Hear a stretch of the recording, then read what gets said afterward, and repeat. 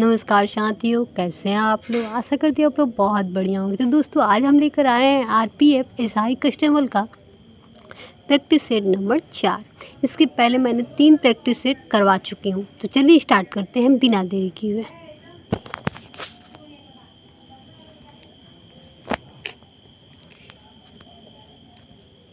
यहाँ पे आ रहा है फर्स्ट क्वेश्चन कि हड़प्पा सभ्यता 2500 BC के आसपास विकास किया था। आज उन्हें हम क्या कहते हैं? उन्हें क्या कहते हैं? तो पश्चिमी भारत और पाकिस्तान कहा जाता है। इसका आंसर जो हो जाएगा बी हो जाएगा। ठीक है, नेक्स्ट क्वेश्चन पे पहुँचते हैं दोस्तों। यहाँ पे आ रहा है गौतम बुद्ध के निम्नलिखित उपदेशों में से किसे अग्नि उपदेश के रूप में जाना जाता है? तो हम लोग आदित्य पर्याय सूत्र के नाम से जाना जाता है। ठीक है, इसका आंसर बी हो जाएगा।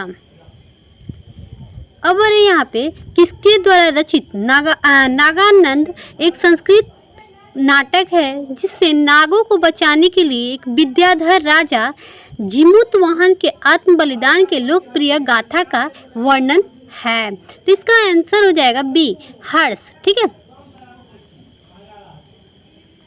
अब हम नेक्स्ट क्वेश्चन पे आ रहे हैं कि 13वीं सदी में बख्तियार खिलजी ने बंगाल के किस राजा को पराजित किया था? तो ये हो जाएगा लक्ष्मण सेन ने। ठीक है, इसका आंसर बी हो जाएगा। नेक्स्ट क्वेश्चन पे आ रहा है कि समन्वयी धर्म दीन इलाही शाब्दिक अर्थ ईश्वर का धर्म का स्थापना किसके द्वारा की गई है? तो अकबर द्वारा। इसका आंसर ए हो जाएगा। नेक्स्ट क्वेश्चन पे चलते हैं। दिल्ली के जामा मस्जिद का निर्माण किस वर्ष पूरा हुआ था? किस वर्ष पूरा हुआ था? तो 1656 में पूरा हुआ था। इसका आंसर डी हो जाएगा। नेक्स्ट क्वेश्चन पे आ रहे हैं दोस्तों, किसके अनुसार ईस्ट इंडिया कंपनी द्वारा भारतीय शासकों को अपनी स्वतंत्र सशस्त्र सेनाओं रखने की अनुमति नहीं दी गई थी? तो ये हो जाएगा सहायक संधि प्रणाली के। ठीक है, इसका आंसर बी हो जाएगा। अब आ रहा है यहाँ पे 1855 से 56 में भारत में हुए संथाल विद्रोह का नेतृत्व किसने किया था? ठीक है, तो सिंधु और कानू। इसका आंसर ए हो जाएगा। अब आ रहा है जालियांवाला बाग हत्याकांड के लिए जिम्मेदार जनरल डायर की हत्या इनमें से किसने किया था? किसने किया था? तो जालियांवाला बाग हत्याकांड हुआ था उस टाइम जनरल डायर की हत्या किसने की थी? तो जनरल डायर जो था ना वो अचानक गोली चलवाया था, उसी के आदेश पे गोली चला था जालियांवाला बाग हत्याकांड में बाग में। ठीक है, इसी कारण काफ़ी लोग उसमें मतलब मर गए थे, बाल बच्चे बूढ़ी बहुत लोग मरे थे। ठीक है, इसके पीछे कहानी मैं कभी आप लोगों को बताऊंगी एक एक चीज़ के बारे में। ठीक है, तो किसने किया था हत्या? तो सरदार उधम सिंह ने। जब जालियांवाला बाग हत्याकांड हुआ था उस टाइम उधम सिंह करीब 10 या 12 साल के होंगे, और वो सब उस टाइम वो क्या कर रहे थे कि मतलब मीठा पानी पिला रहे थे। वहाँ पे मेला लगता था बैसाख मंथ में बैसाखी या कोई मेला लगता है वहाँ पे। तो गांव के लोग गए थे, असहाय लोग गए, उन्हें पता नहीं था कि क्या हुआ है क्या नहीं हुआ था। इसके पीछे रीजन है, कहानी मैं बताऊंगी। ठीक है, तो क्या हुआ था कि उन्हें पता नहीं था, और गांव के बड़े बुजुर्ग बच्चे बूढ़े भाई मेला है तो सब कोई जाएगा। अचानक जनरल डायर क्या किया? गोली चलवा दिया। अब गोली चलवा दिया तो वहाँ पे काफ़ी बच्चे बूढ़े सब कोई मतलब बहुत लोग मर गए थे। वहीं पे उधम सिंह जो थे करीब वहाँ उस टाइम बहुत छोटे थे, 8-9 साल के होंगे। उस सब कोई बोलता है 5 साल के, कोई बोलता है 8 साल के। ठीक है, बच्चे थे उस टाइम, वो मीठा पानी सबको खिला रहे थे। वो सब ये देखे ना तो उन्हें मतलब उनका अंदर का जो हिल गया था आत्मा, उसका रूह ये हो गया था। वो सोच लिया था उसी दिन कि हम इसको मारेंगे तो मारेंगे। तो क्या किया, उसके देश में जाकर सरदार उधम सिंह को गोली से मार दिया था। ये भी नहीं पूछा, वहाँ पूछा कि सरदार उधम सिंह, उसी से जाकर पूछा कि सरदार उधम सिंह कौन है? तो बोला कि हाँ मैं हूँ। बोलो क्या है? बस वहीं पे बंदूक निकाला, मार दिए, धाए वहीं मार दिए, डरा भी नहीं। फिर उसकी लाश क्या बोलते हैं जो था ना सरदार उधम सिंह, उनकी लाश भारत में लाई गई बाद में। ठीक है, चलिए इसके पीछे बहुत बढ़िया कहानी है, मैं बताऊँगी आप लोगों को। अब दोस्तों, किसी वस्तु की मांग में प्रतिशत परिवर्तन को उसकी कीमत में प्रतिशत परिवर्तन में विभाजन क्या कहा जाता है? तो क्या कहा जाता है? तो मांग की कीमत की लोच। ठीक है, अब अरे परंपरागत रूप से भारतीय अर्थव्यवस्था का आधार किसे माना जाता है? तो कृषि उद्योग को माना जाता है। ठीक है।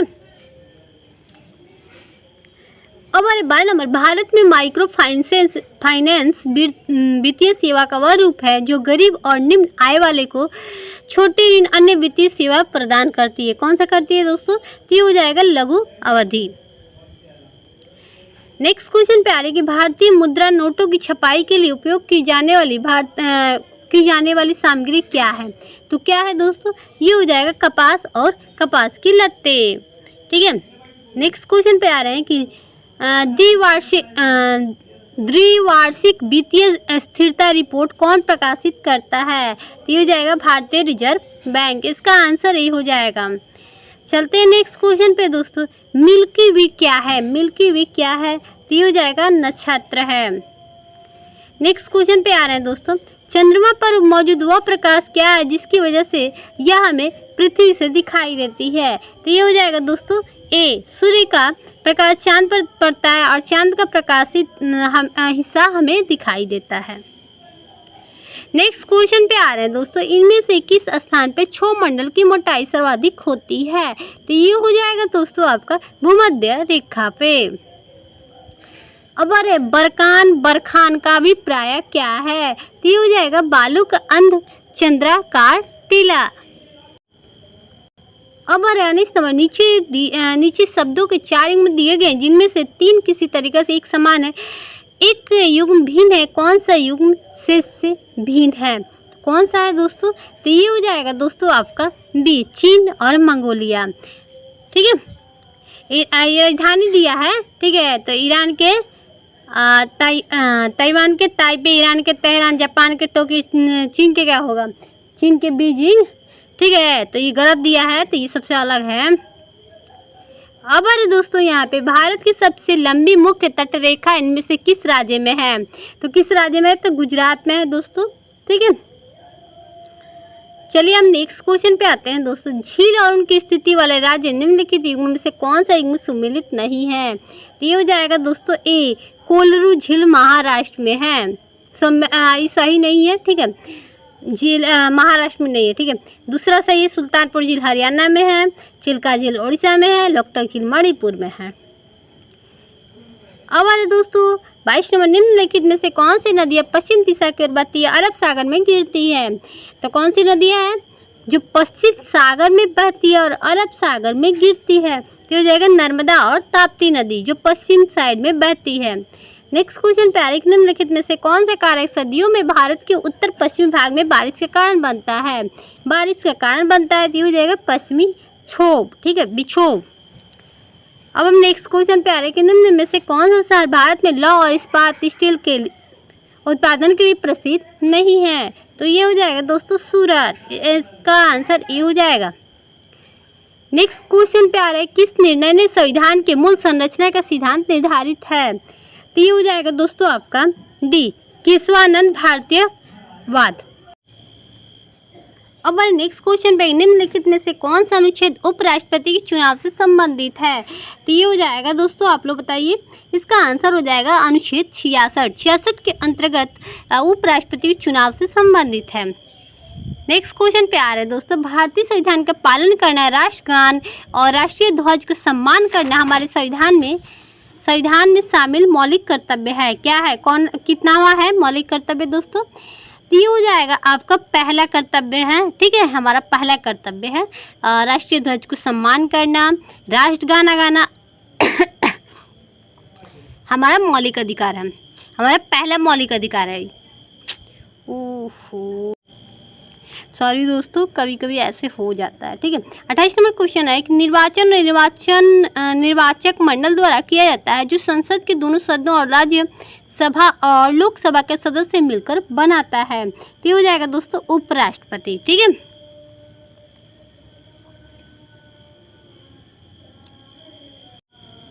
अब नेक्स्ट क्वेश्चन पे है कि नवगठित लोकसभा के पहली बैठक की अध्यक्षता कौन करता है? तो कौन करता है? तो कार्यवाहक अध्यक्ष करता है। इसका आंसर ये हो जाएगा। अब हम आ रहे हैं दोस्तों, सुप्रीम कोर्ट न्यायाधीशों की सेवानिवृत्ति की उम्र क्या होती है? तो 65 साल। ठीक है। इसका आंसर ए हो जाएगा। ठीक है, नेक्स्ट क्वेश्चन पे आ रहा है दोस्तों यहाँ पे कि संविधान के कौन सा अनुच्छेद सभी राज्यों में एक समान त्रिस्तरीय पंचायती राज संरचना प्रदान करता अर्थात ग्राम मध्यवर्ती जिला स्तर है। तो इसका आंसर हो जाएगा अनुच्छेद 243B। ठीक है, नेक्स्ट क्वेश्चन पे आ रहे हैं दोस्तों, भारतीय संविधान में निर्धारित एकमात्र पदाधिकारी जिसमें संघ और प्रत्येक राज्य केंद्र शासित प्रदेशों की सरकार के आय एवं व्यय लेखा प्रशिक्षण की जिम्मेदारी सौंपी गई है।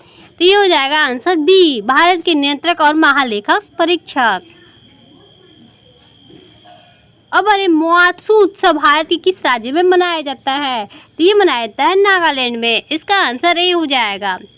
नेक्स्ट क्वेश्चन पे आ रहा है कि रेचुंगा, घाटो, कीटो और चीरमू की नृत्य शैली कहाँ की है? नृत्य शैली कहाँ की है? तो ये हो जाएगा आपका सिक्किम का। अब आ रहे दोस्तों यहाँ पे कि चेरियल चित्रकला एक शैली है जो हाल ही में सुर्खियों में रही है, किस राज्य से संबंधित है? तो ये हो जाएगा तेलंगाना से। इसका आंसर सी हो जाएगा। अब अरे अल्फ्रेड नोबेल पुरस्कार की स्थापना करने वाले अल्फ्रेड नोबेल ने किस चीज़ का आविष्कार किया है? तो ये हो जाएगा आंसर डायनामाइट। इसका आंसर बी हो जाएगा। अब अरे यूनेस्को का वैश्विक विरासत स्थल विक्टोरिया मेमोरियल हाल ही में किस भारतीय शहर में स्थित है? तो हो जाएगा कोलकाता में। नेक्स्ट क्वेश्चन पे आ रहा है कि एशियाई खेलों का आयोजन सुझाव सर्वप्रथम दिया था, किसने दिया था? तो हो जाएगा आपका 1947 में नई दिल्ली में आयोजित एशियाई देशों के सम्मेलन में।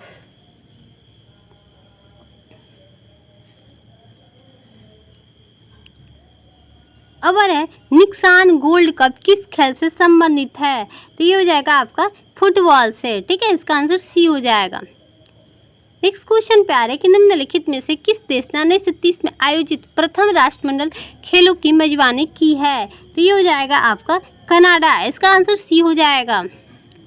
नेक्स्ट क्वेश्चन पे आ रहे हैं दोस्तों, भारत सरकार ने प्रत्येक वर्ष 29 जून को किसकी याद में संख्यांकित दिवस के रूप में घोषित किया था? तो ये हो जाएगा दोस्तों डी, प्रशांत चंद्र महालनोबिस। ठीक है, इसका आंसर डी हो जाएगा। अब अरे फ्रांस की राजधानी शहर कौन सा है? फ्रांस की राजधानी कौन सा है? तो ये हो जाएगा पेरिस। अब अरे संवेग का एसआई पत्ती इकाई क्या होता है? तो इसका आंसर हो जाएगा सी। ठीक है, किसको मापने के लिए स्टेलोगोमीटर का उपयोग किया जाता है? तो इसका आंसर हो जाएगा पृष्ठ तनाव के लिए। ठीक है, पृथ्वी की सतह द्रव्यमान m और त्रिज्या r पर गुरुत्वाकर्षण के त्वरण के अनुपातिक होता है। क्या होता है दोस्तों? तो ये हो जाएगा m/r की पावर 2। ठीक है, अब निम्नलिखित में से किस वैज्ञानिक ने सुझाव दिए थे कि तत्वों के प्रत्येक तत्वों के नाम से एक या दो से अक्षरों से बने होते हैं? तो इसका आंसर सी हो जाएगा, ब्राजिलियस। अब 1 बिलियन में पानी की 320 मात्रा में सामान्य नमक की मात्रा 41 जी है, तो बिलियन के द्रव्यमान प्रतिशत द्वारा द्रव्यमान के संदर्भ में इसकी सांद्रता की गणना कीजिए। तो इसका आंसर हो जाएगा डी, 11.36%। अब 48 नंबर, निम्न में से किस यौगिक में केवल एक कार्बन के एकल आबंध होता है? तो ये हो जाएगा आपका एथेन। अब प्रोटोप्लाज्मा शब्द किसने गढ़ा है? तो जोहान इवांजेलिस्ट पुरकिंजे ने। ठीक है, नेक्स्ट क्वेश्चन पे आ रहे हैं कि कोशिकाएं कोनों में अनियमित रूप से मोटी होती है। तो ये हो जाएगा दोस्तों, इसका आंसर ये हो जाएगा स्थूल कर्ण उत्तक क्लाने काइमा। ठीक है, तो दोस्तों आज आप लोग का प्रैक्टिस सेट यहीं पर समाप्त होता है। फिर मिलते हैं हम नेक्स्ट वीडियो में, तब तक के लिए बाय दोस्तों।